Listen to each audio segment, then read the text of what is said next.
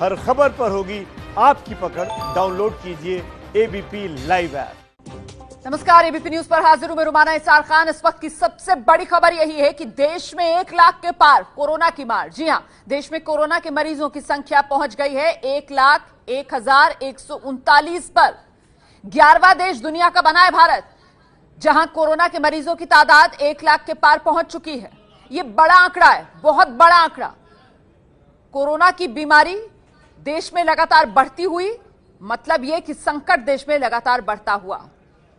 और देखिए कितना समय लगा है भारत में 1 लाख केसेस पहुंचने में। 100 केस 14 मार्च को सामने आ चुके थे। उसके बाद यह सिलसिला लगातार आगे बढ़ता हुआ 30,000, 40,000, 50,000 का आंकड़ा 7 मई को पार हुआ।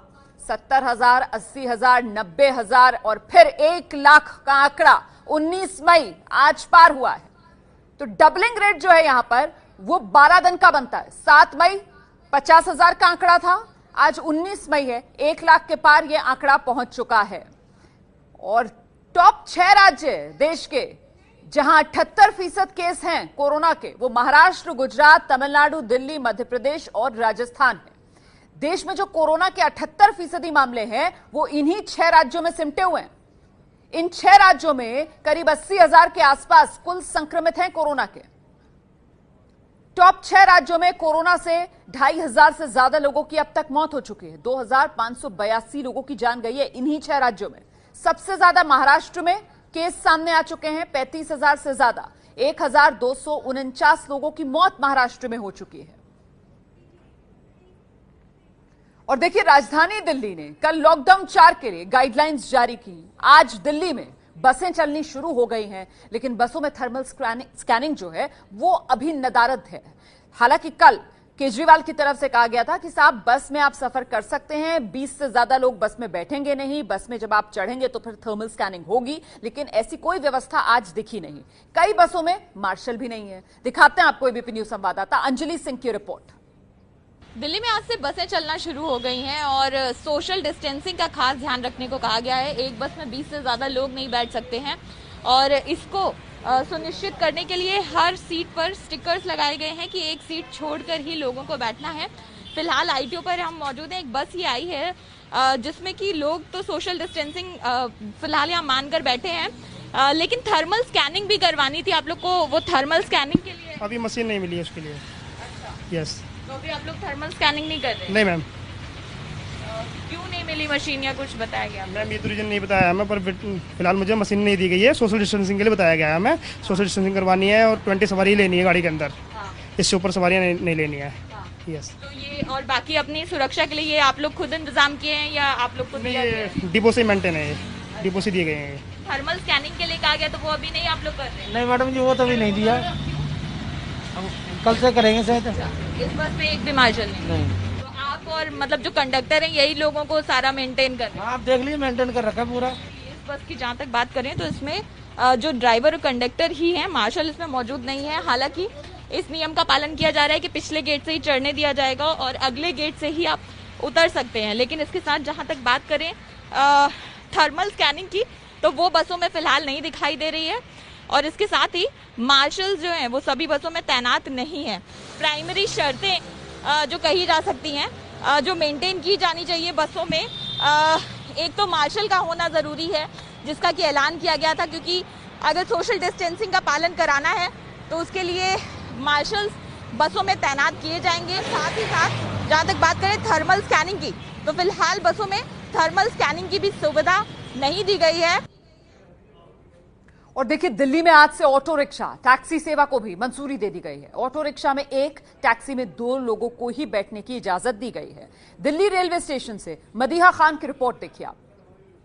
लॉकडाउन 4 में मिली रियायतों में राजधानी दिल्ली में taxi, auto rickshaw, e rickshaw को भी रियायतें मिल गई हैं। वो दिल्ली की सड़कों पर दौड़ सकती हैं। यहाँ इस वक्त नई दिल्ली रेलवे स्टेशन की तस्वीरें आपको दिखाना चाहेंगे कि किस तरीके से ऑटो और टैक्सी की जो लाइन है, कतारें, वो बाहर की तरफ निकल रही हैं। लोगों को, सवारियों को बिठा के बाहर की तरफ आ रहा है। लेकिन आज पहला दिन है और रियायत मिलने के बाद जो टैक्सी ड्राइवर हैं, जो ऑटो रिक्शा चालक हैं, उन सभी ने खास तैयारी की है। और इस वक्त हमारे साथ एक ऑटो चालक मौजूद हैं, अनिल जी उनका नाम है, उनसे बात करते हैं। अनिल जी, ये बताइए क्या आज पहले दिन रिक्शा बाहर लेके आए हैं? कितने दिन बाद बाहर आए हैं आज?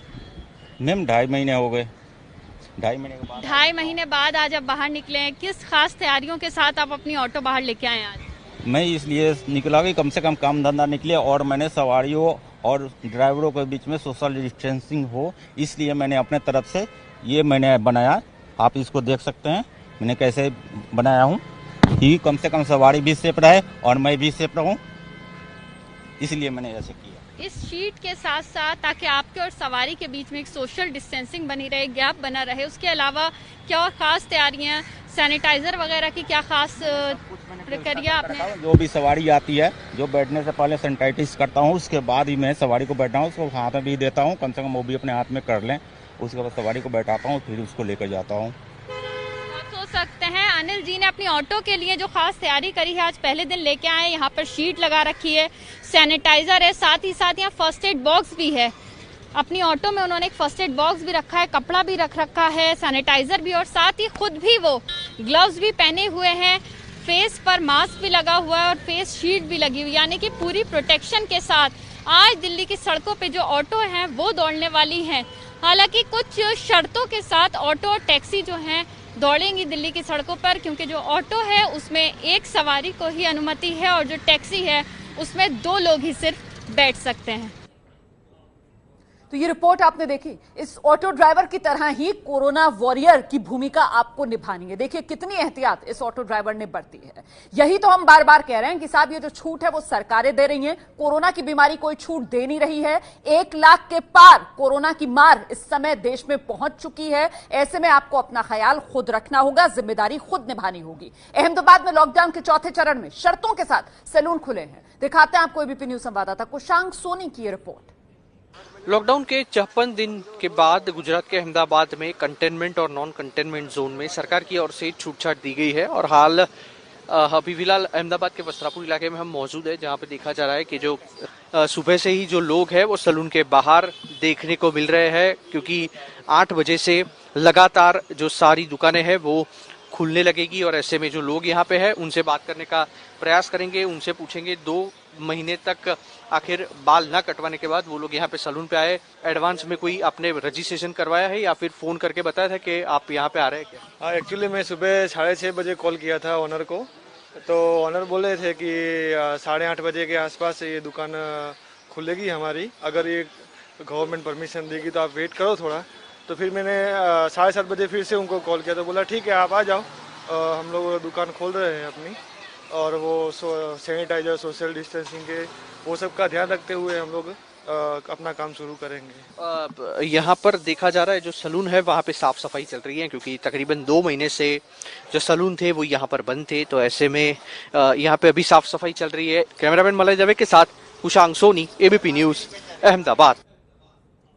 तो अहमदाबाद से रिपोर्ट आपने देख ली। गुजरात के ये आंकड़े भी आपके सामने है। गुजरात में कुल केसेस जो है वो 11,000 के पार पहुंच चुके हैं और मरने वालों का आंकड़ा गुजरात में बहुत ज्यादा है। 694 लोगों की मौत गुजरात में अब तक हो चुकी है। लॉकडाउन 4 में गुजरात राज्य सरकार ने आज से बस सेवा भी इन हालात में शुरू करने की बात कही थी, लेकिन अब तक बस सेवा शुरू हुई नहीं है। एबीपी न्यूज संवाददाता लॉरेंस परमार को वडोदरा में कई लोग बस का इंतजार करते हुए नजर आए।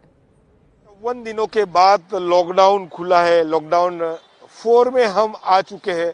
राज्य सरकार गुजरात ने अनाउंस किया था आज से सभी सुविधाएं शुरू होगी कंटेनमेंट जोन को छोड़ के।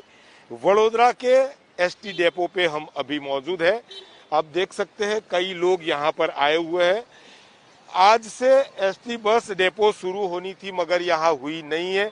कई लोग हैं, उनसे भी बात करने की कोशिश करेंगे क्या कहना चाहते हैं, क्योंकि आप देख सकते हैं कई लोग हैं मगर वडोदरा के अंदर अभी तक एसटी बस सुविधा शुरू नहीं हुई है। उनका कहना है कि उनको अहमदाबाद परिवहन को रिपोर्ट करना है और उसके बाद ये डिसीजन लिया जाएगा। सर कहाँ जाना है, क्या कहें?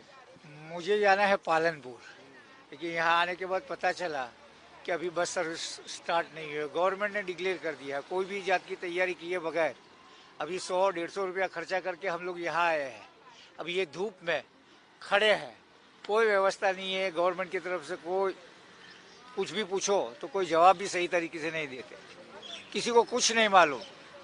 ये रूपाणी साहब क्या कर रहे हैं कुछ समझ में नहीं आता है, बिना तैयारी ऐलान कर देते हैं। लोगों की मुसीबत यहाँ पर है। यहाँ पर आप देख सकते हैं कि ऑटो यहाँ पर रेडी है, मगर ये जो बस स्टेशन के बाहर आप देख सकते हैं कई यात्री यहाँ पर फंसे हुए हैं, क्योंकि वडोदरा से अभी एसटी बस सेवाएं शुरू नहीं हुई है। आज उनको अहमदाबाद परिवहन को रिपोर्ट करना है और उसके बाद यहाँ वडोदरा में कल से एसटी बस सेवाएं शुरू होगी। मगर फिलहाल बात करें तो कई यात्री वडोदरा के एसटी डेपो पहुंचे हैं, मगर उनको यहां से आगे जाने की कोई एसटी बस सेवा की सुविधा नहीं मिल रही है। कैमरामैन परेश धोड़किया के साथ Lawrence Parmar, ABP news, Vadodara.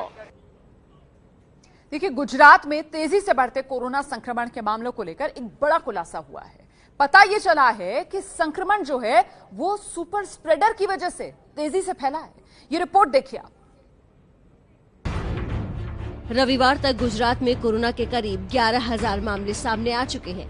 Maharashtra के बाद सबसे ज्यादा कोरोना संक्रमण के मामले गुजरात से सामने आए हैं। गुजरात में तेजी से बढ़ रहे संक्रमण के मामलों की जांच हुई तो ये शब्द निकल कर आया, सुपर स्प्रेडर्स। इस शब्द का मतलब बता रही है doctor Meenakshi Jain. Ministry of health and family welfare ने इस टर्म को डिफाइन किया है कि अगर एक आदमी 10 लोगों को या ज्यादा लोगों को इन्फेक्शन फैला रहा है तो उसे सुपर स्प्रेडर कहते हैं। अब सवाल ये है कि कौन लोग हो सकते हैं सुपर स्प्रेडर्स। इस सवाल का जवाब जानने के लिए डॉक्टर मीनाक्षी को ध्यान से सुनिए।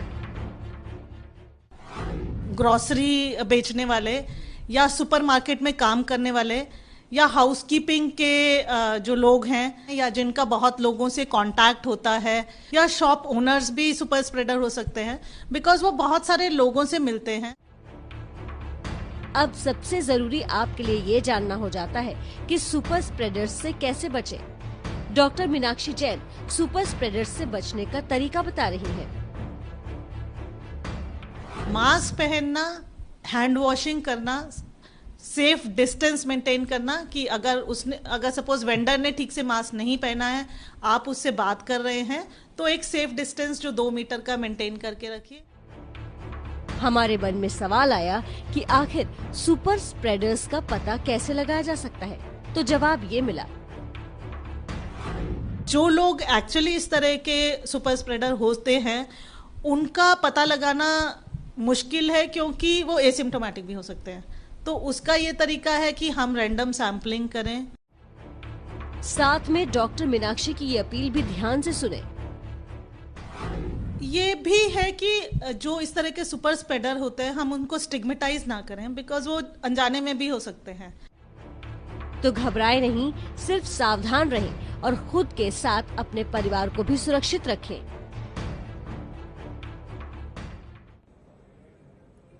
तो सुपर स्प्रेडर से सावधान रहें और ये तभी मुमकिन हो पाएगा जब आप अपनी जिम्मेदारी निभाएं। इस बात को समझ लीजिए, आप ये छूट सरकारें दे रही हैं। कोरोना की बीमारी ने कोई छूट नहीं दी है। 1 लाख के पार कोरोना के मरीजों की तादाद।